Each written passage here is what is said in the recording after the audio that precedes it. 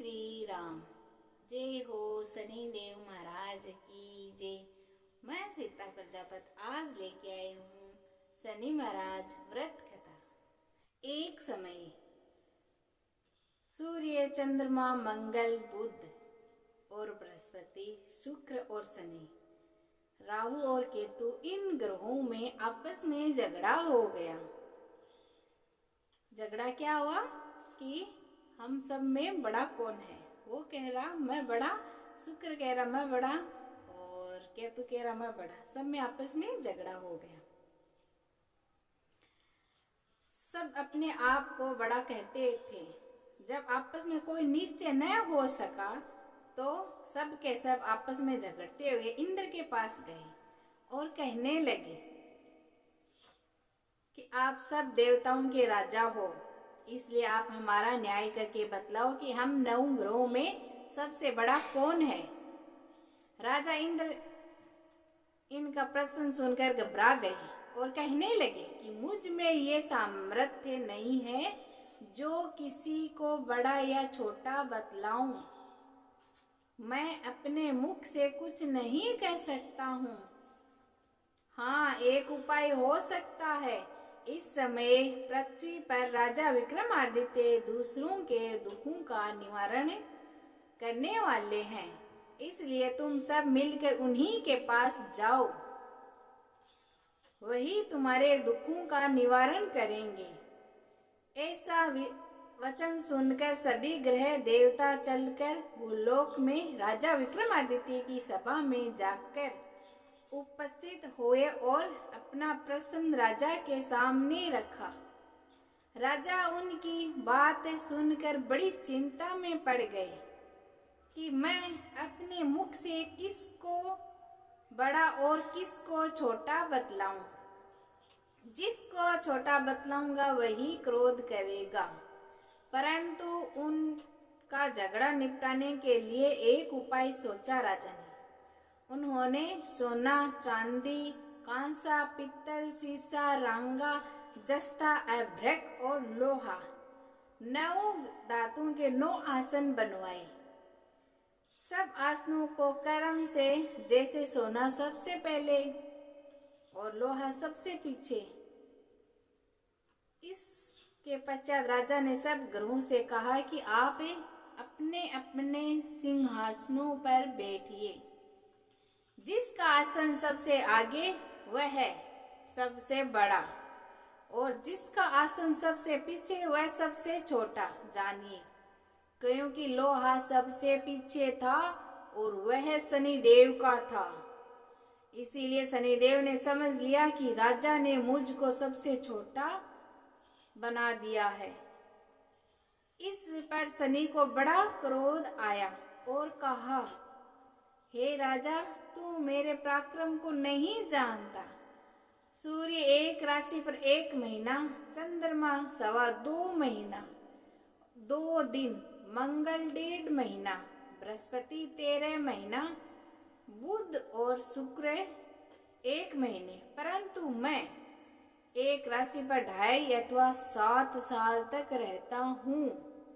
बड़े बड़े देवताओं को भी मैंने भीषण दुख दिया है। राजन सुनो, राम जी को 7.5 आई तो वनवास हो गया। रावण पर 7.5 आई तो राम और लक्ष्मण ने सेना लेकर लंका पर चढ़ाई कर दी। रावण के कुल का मैंने नाश कर दिया। हे राजन, अब तू सावधान रहना। राजा कहने लगा कि जो कुछ भाग्य में होगा देखा जाएगा। उसके बाद अन्य ग्रह तो प्रसन्नता के साथ चले गए, परंतु शनिदेव बड़े क्रोध के साथ वहां से सिधारे। कुछ काल व्यतीत हो जाने पर जब राजा को 7.5 की दशा आई तो शनिदेव घोड़े के सौदागर बनकर अनेक सुंदर घोड़ों के सहित राजा की राजधानी में आए। जब राजा ने सौदागर के आने की खबर सुनी तो अवसपाल को अच्छे अच्छे घोड़े खरीदने की आज्ञा दी। अश्वपाल ऐसी अच्छी नस्ल के घोड़े देखकर और उनका मूल्य सुनकर चकित हो गया और तुरंत ही राजा को खबर दी। राजा उन घोड़ों को देखकर एक अच्छा सा घोड़ा चुनकर सवार के लिए चढ़ा। राजा के घोड़े की पीठ पर चढ़ते ही घोड़ा जोर से दौड़ता हुआ चला गया और जंगल में जाकर अंतर्ध्यान हो गया घोड़ा। इसके बाद राजा अकेला जंगल में भटकता फिरता है। बहुत देर के पश्चात राजा को भूख और प्यास लगी।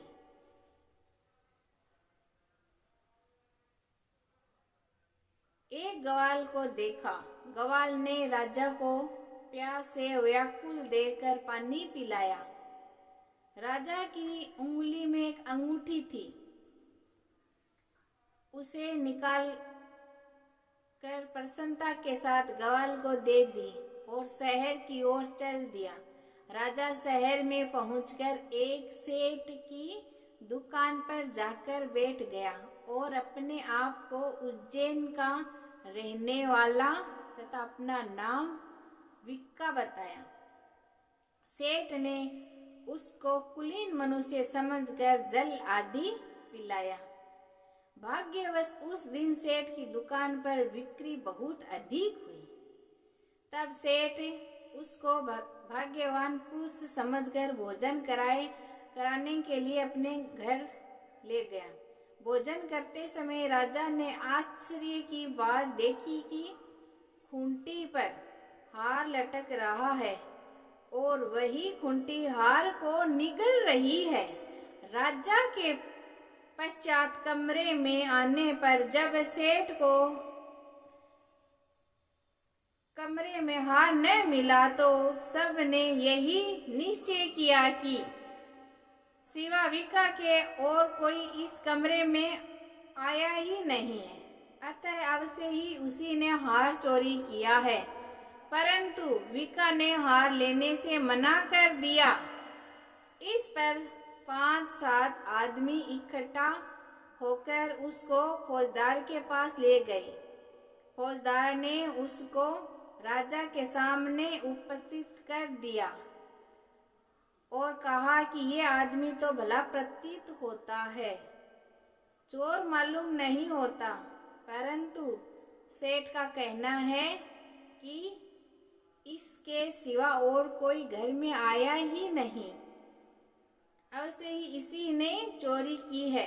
तब राजा ने आज्ञा दी कि इसके हाथ पैर काट दिया जाए, इसको चौरंगिया किया जाए। राजा की आज्ञा का तुरंत पालन किया गया और विक्का के हाथ पैर काट दिए गए। इस प्रकार कुछ काल व्यतीत होने पर एक तेली उसको अपने घर ले गया और कोल्हे पर उसको बैठा दिया। विक्का उस पर बैठा हुआ जुबान से बैल हाँकता रहा। शनि की दशा समाप्त हो गई और एक रात को वर्षा ऋतु के समय वह मल्हार राग गाने लगा।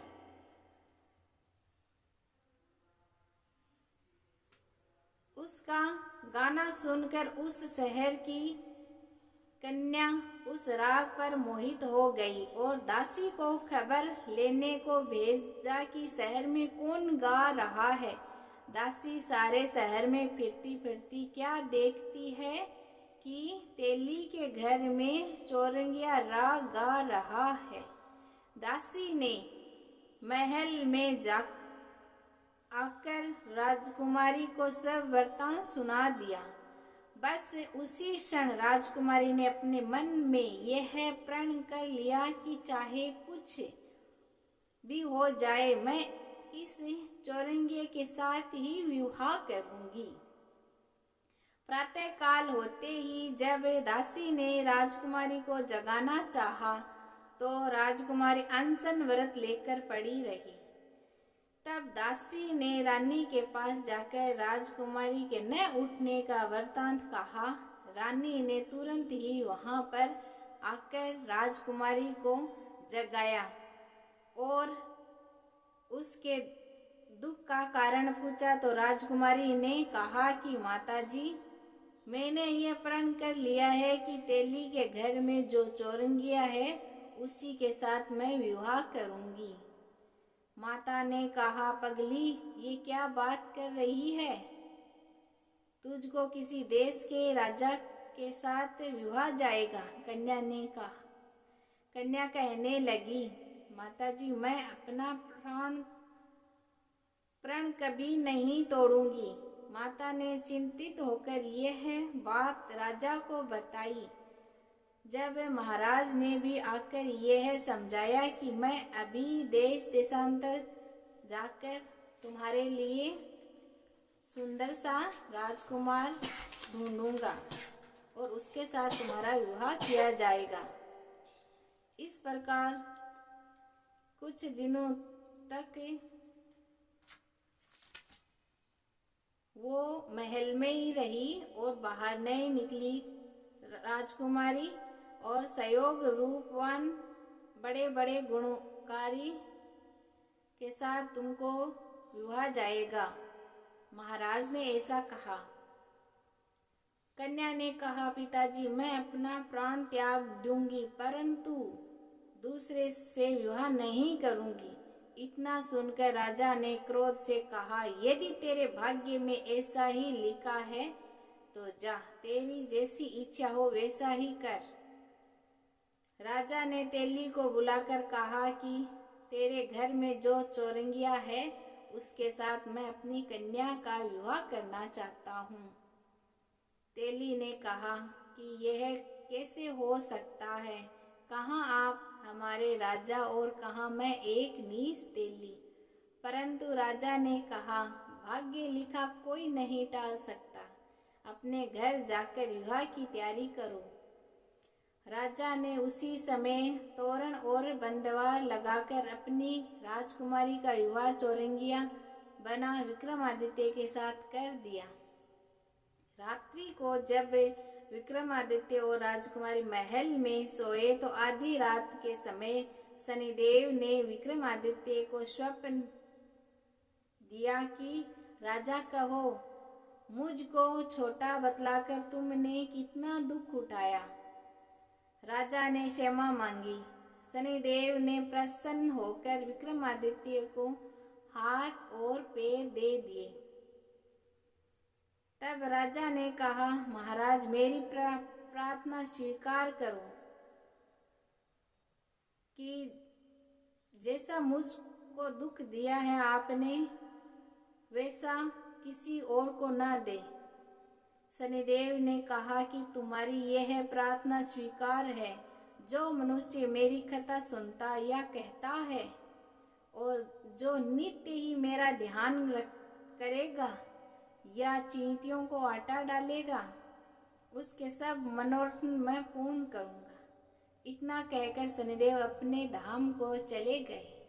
राजकुमारी की आंख खुली और उसने राजा के हाथ और पांव सही सलामत देखा तो आश्चर्य को प्राप्त हो गई। उसको देखकर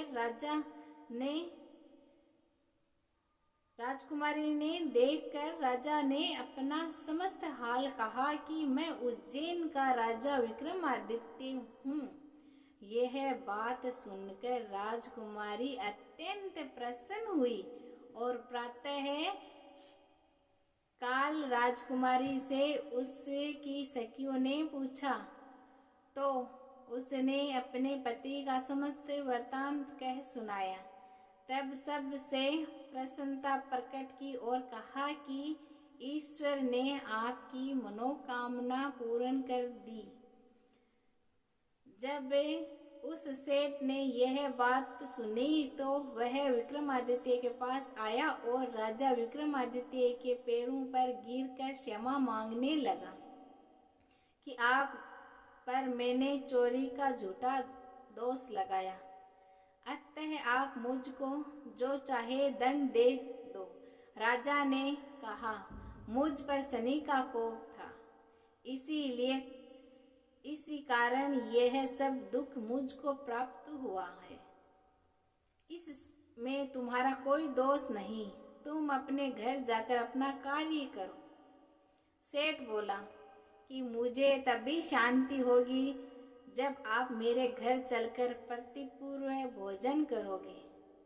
राजा ने कहा, जैसी आपकी मर्जी हो वैसा ही ठीक है। सेठ ने अपने घर जाकर अनेक प्रकार के सुंदर भोजन बनाए और राजा विक्रमादित्य को प्रति भोजन दिया। जिस समय विक्रमादित्य भोजन कर रहे थे, एक अत्यंत आश्चर्य की बात देखी कि जो खूंटी पहले हार को निगल रही थी वह अब उगल रही है। जब भोजन समाप्त हो गया तो सेठ ने हाथ जोड़कर बहुत सी मोहरें राजा को भेंट कर दी और कहा कि मेरे श्रीकुंवर नाम एक कन्या है, उसका पाणी ग्रहण आप करिए। इसके बाद सेठ ने अपनी कन्या का विवाह राजा के साथ कर दिया और बहुत सा दान दहेज आदि दे दिया। तब क्या हुआ, महाराज विक्रमादित्य ने कहा कि अब मुझे उज्जैन जाना है। फिर कुछ दिन के बाद विदा लेकर राजकुमारी मनभावनी सेठ की कन्या श्रीकुंवर तथा दोनों जगह के दहेज में प्राप्त अनेक दास दासियां, रथ और पालकियां सहित विक्रमादित्य उज्जैन की तरफ चले। जब शहर के निकट पहुंचे और पूर्ववासियों ने राजा के आने का समावाद सुना तो समस्त उज्जैन की प्रजा आगवानी के लिए आ गई। तब वे बड़ी प्रसन्नता से राजा अपने महल में पधारे।